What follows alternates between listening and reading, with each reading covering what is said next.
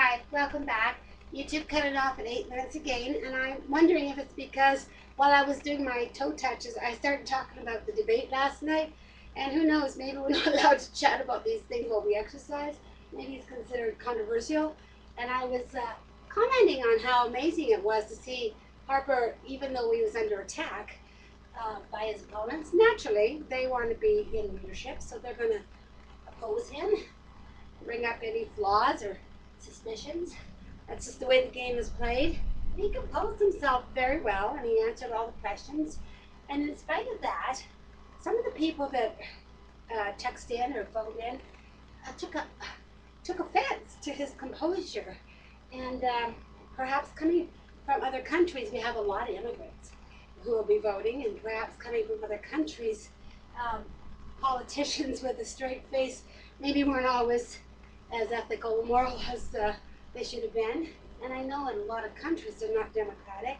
So having the freedom to vote on an election or take part in a debate, it was a debate that was offered via texting and email and whatever. That's why it took so long for us to get our Bible study uploaded. We had a good study, and I did a whole other different bunch of exercises for that last 8 minutes. But I'm just going to take you through some more stretches to start with, because it's really, really good to stretch. But anyways, I always pray for leadership. And I pray, Lord, lead me in voting wisely. Because it says in the scriptures that if a country's not led by the Lord, then it's going to fail. Division will happen, and controversial war. And I don't know the moral or ethical values of the politicians. For sure, only God knows the heart, looks at the heart. And we've been reading about Saul and King David, and even though Saul was put into power by God, he didn't obey God. He got puffed up, doing his own thing, and God took his favor away from him, and it was disastrous after that. David was a man after God's heart, which meant that he counseled with God and with godly people before making decisions that affected his nation and his people. And so, being a person who seeks God and who's after God's own heart, I want my leadership to do the same, to be God seekers and not fanatics, not people who persecute their followers if they don't have the same values. But at least, most faith groups worship God in some form. At least someone who is going to consider the world and the nation and what is best for all persons, all citizens of the country that they lead.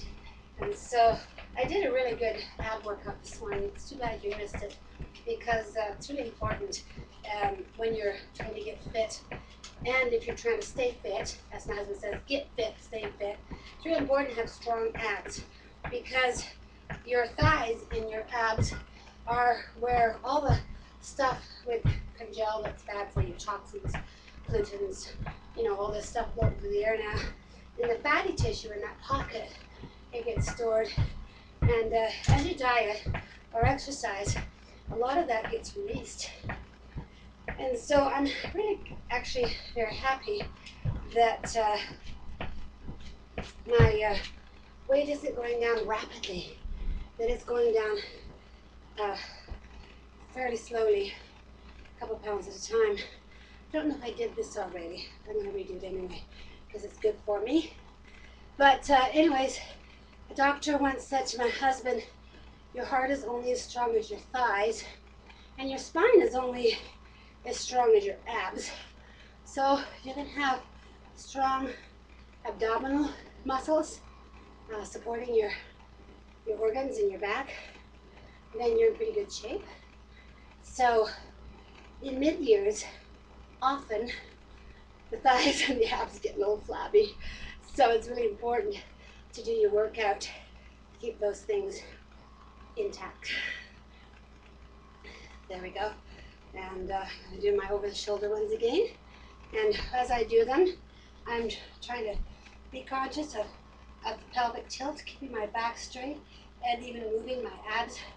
I'm trying to throw ab exercises in everything I do these days. So I'm gonna throw that up and back, and throw that up and back. And I'm gonna do it quickly, and I'm gonna do only about 10 of those because time is running away here. And I've already done them anyway.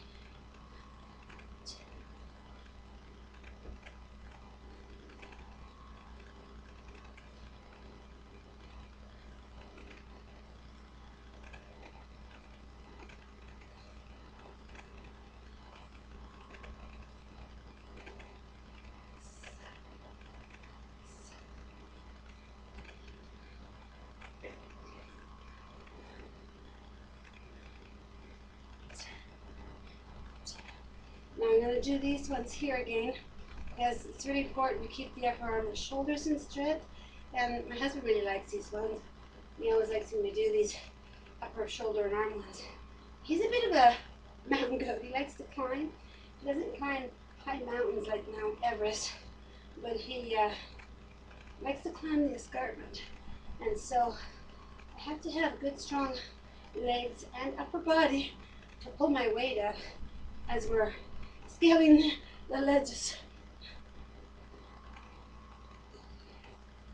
6,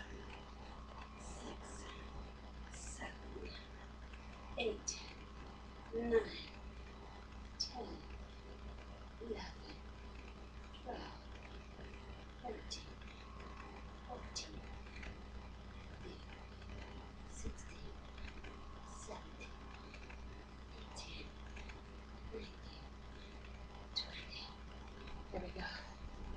I don't want this to run the full 15 minutes because I already did a workout, but I just wanted to share this much of it with you. I'm just going to loosen up a bit. I probably have enough that you have 15 minutes now anyway, between the two workouts.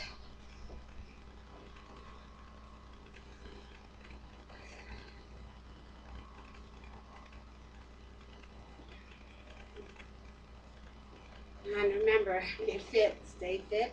And thanks for joining me, and I hope you join again tomorrow. I'm just going to spin my way out of here.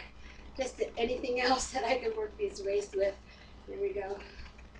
And don't forget to vote.